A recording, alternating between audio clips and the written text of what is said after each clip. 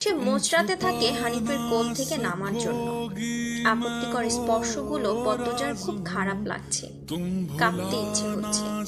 মোচড়াস কেন রে সেরি, শান্তি মতো বইয়া থাক। মামা মেলা থেকে সাজনের জিনিস কিনা দিন। হানিফ শক্ত করে দুহাতে ধরে রেখেছে পদ্মজাকে।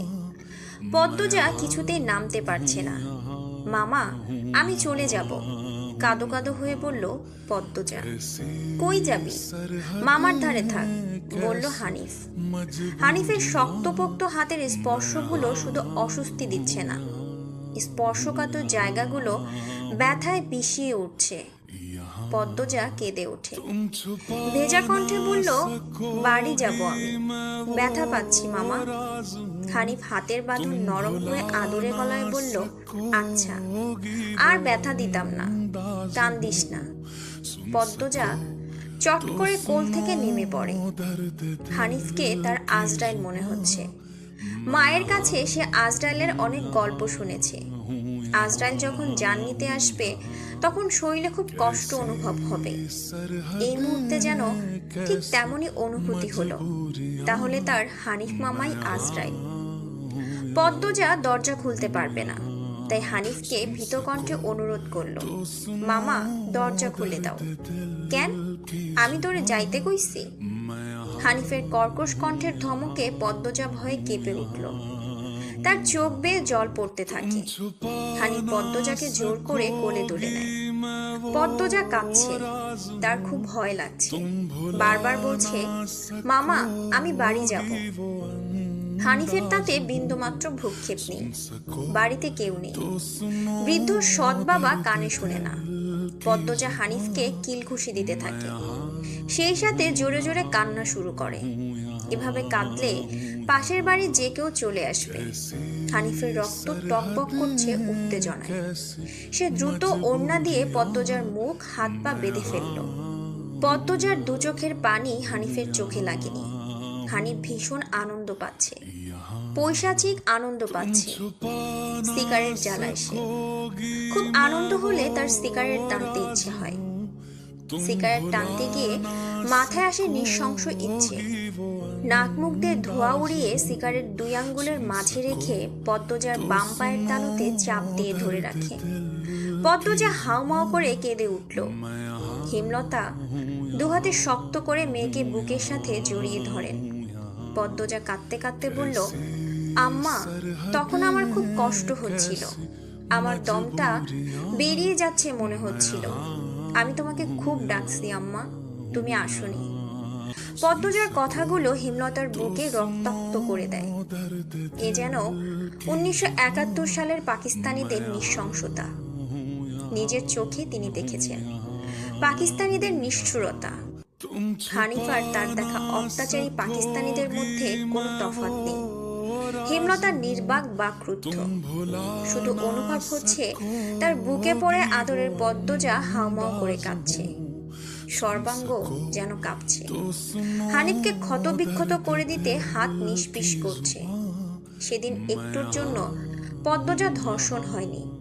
বাড়িতে সবাই ফিরে এসেছিল।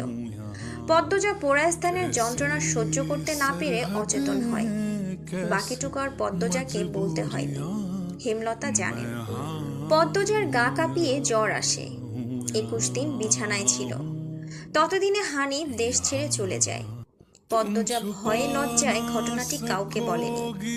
পায়ের পোড়া দাগ দেখে যখন হেমলতা প্রশ্ন করেছিল পা এমন ভাবে পুড়ল কি করে, পদ্মজা সহজভাবে জবাব দিয়েছিল, চুলার কাছে গিয়েছিলাম, চুলার লাকড়ির আগায় পা লাগছিল। কথাটা পদ্মজা সাজিয়ে রেখেছিল, সাথে অনেক যুক্তি, তাই মিথ্যে বলতে একটুও কাঁপেনি। পুরো ঘটনাটা পদ্মজার বুকে তাজা হয়ে আছে। এই 6 বছরে লুকিয়ে কতবার কেঁদেছে সে। সবসময় চুপ করে কোথাও বসে থেকেছে। হেমলতা মেয়ের নিশ্চুপতা দেখে মাথা ঘামাননি, কারণ পদ্মজা ছোট থেকেই চুপচাপ ছিল। কিন্তু আজ হেমলতার খুব আফসোস হচ্ছে, নিজেকে অপরাধী মনে হচ্ছে। তিনি ভেবেছিলেন তার 3টা মেয়ে তার কাছে খোলা বইয়ের মতো, চাইলেই পড়া যায়।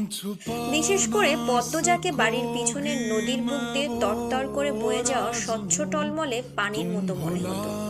যার জীবনে অসহ্য বলতে কিছু নেই, সবই সাদামাটা সহজ সরল। অথচ পদ্মজার জীবনে কত বড় দাগ জ্বলজ্বল করে জ্বলছে, কত বড় ঘটনা লুকিয়েছিল। মেয়েরা কথা লুকিয়ে রাখার সীমাহীন ক্ষমতা নিয়ে জন্মায়, কথাটি নিজের মেয়েদের ক্ষেত্রেই মাথায় আসেনি। পদ্মজা শান্ত হলে হেমলতা বললেন, পাটা দেখি। পদ্মজা পা বিছানায় তুলল। হেমলতা পদ্মজার পা কোলে নিয়ে পোড়া দাগটা দেখেন মনোযোগ দিয়ে। রক্ত টকবক করে ওঠে, রন্ধ্রে রন্ধ্রে হিংস্রতা যেন লুটোপুটি খাচ্ছে।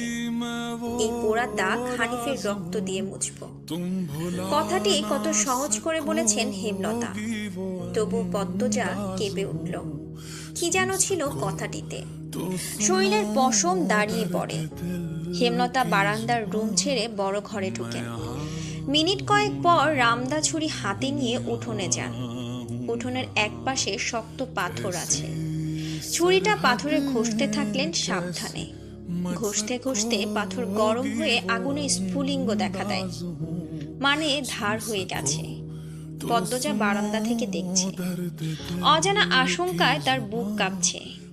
হেমলতা বারান্দা পেরিয়ে রুমে ঢুকতে যাবে, তখন পদ্মজা উৎকণ্ঠিত গলায় ডাকলো, আম্মা। আন্নার চাচার এক মেয়ে নিখোঁজ, শুনেছিস তো বড়দের মুখে। সেই মেয়ের ধর্ষক হানিফ ধর্ষণের পর পুঁতে ফেলেছে। অলন্দপুরের এই একটা মানুষই এতটা নৃশংস। আমি তখন ঢাকা পড়তাম। বাড়ি এসে জানতে পারি ঘটনা। আমার অনুরোধ আর কান্নায় আমি সেদিন মুখ খুলিনি। এত বড় পাপ চেপে যাই, সেই শাস্তি আমি ধীরে ধীরে পাচ্ছিলাম। আজ পুরোপুরি পেয়ে গেলাম। আমার পাপের শাস্তি শেষ হয়েছে। হেমলতা কথা শেষ করে জায়গা ত্যাগ করলেন। কি ধারালো প্রতিটা বাক্য! হেমলতার মুখ দিয়ে যেন আগুনের স্ফুলিঙ্গ বের হচ্ছে। পদ্মজার মস্তিষ্ক শূন্য হয়ে পড়ে।